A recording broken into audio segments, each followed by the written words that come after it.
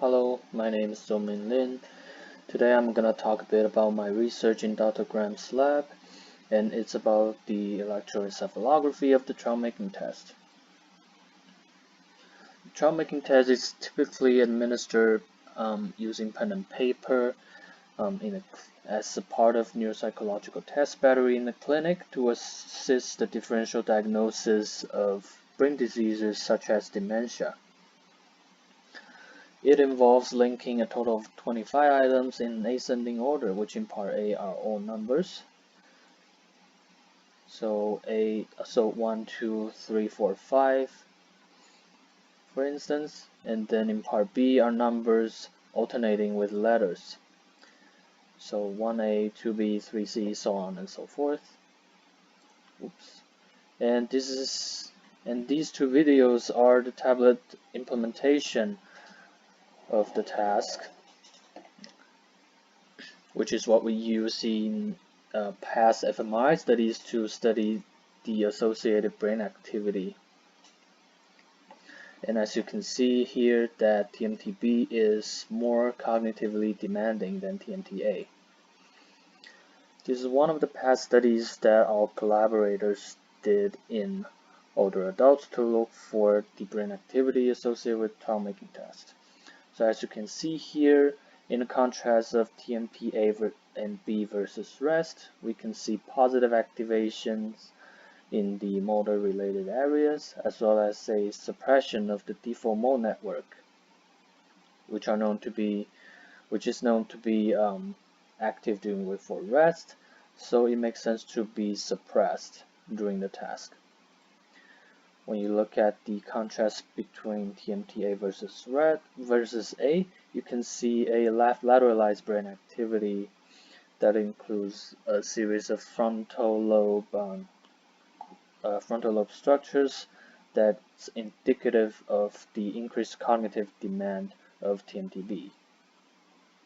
The rationale of my research is to characterize the temporal dynamics of each child-making behavior and associated mental processes using EEG as a supplement to the previous fMRI studies done in the lab.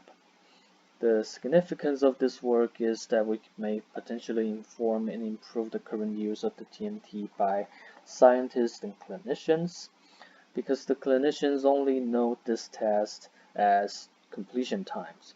So by using the tablet to digitalize the behavior performance, the behavioral signal, we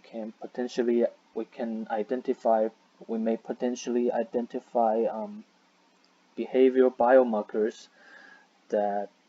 that's important for various brain diseases. The subject that I recruited for my experiments are 16 healthy young adults. They're very healthy and they're okay to do an EEG. This is the test design that I administer to my participants, and you can see that we have a control task, TMPA, TMTB with visual fixations as baseline among them, and this whole section is repeated 4 times in one run. And these are just images of my experimental setup. You can see here is the tablet, and along with the tablet cam that enables real-time visual feedback of stimulus, participant response, and their hand position. Moving on to the results. This is just a summary of the behavioral performance of the TMT behavioral performance. So we use a novel metric to evaluate the overall performance of each chart of TMT. It's called seconds per link, and it's calculated by completion time divided by number of correct links. So it basically tells you how long it takes for each participant to make a correct link. And you can see that in this data, in TMTB, participant requires longer time to make a correct link than in TMTA, which makes sense because TMTB is more cognitively demanding. We can also look at the behavioral metrics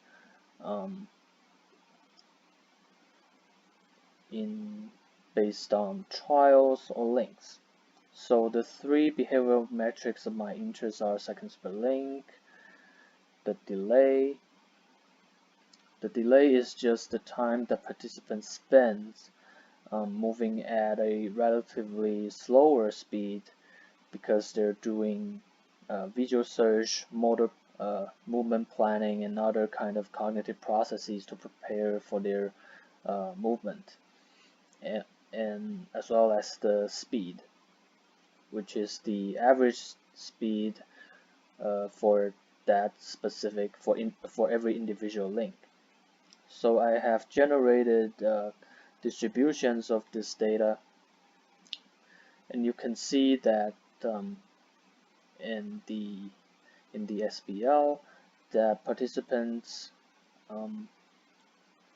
so the same conclusion as the last slide. The participant requires shorter time to make a correct link in TMTA because it's less cognitive demanding, and same applies for the delay time because TMTA is less cognitive demanding.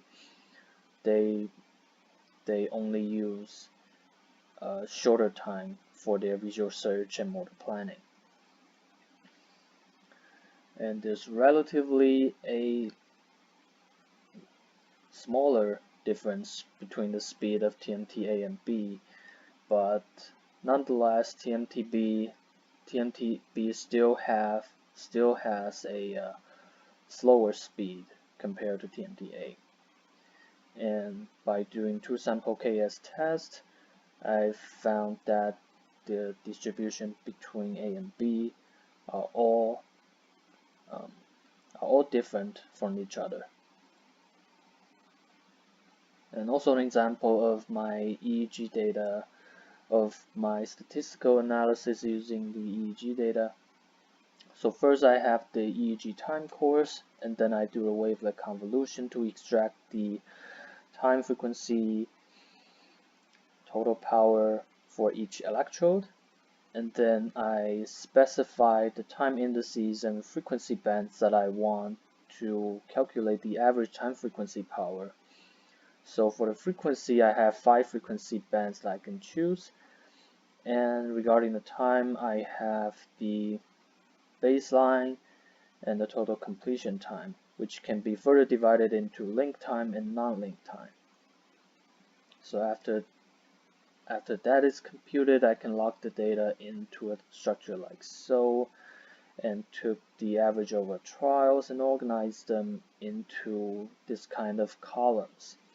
So vertically I have the average for each subject, and horizontally I have the two conditions that I want to test. So in this example is the parts, the effect of parts, so B minus A. So if we have the average power, we can look for these effects. And we can also look for effects of times, like the link times versus non-link times. So in that case, this will be link and this will be non-link. And we can test for that effect too.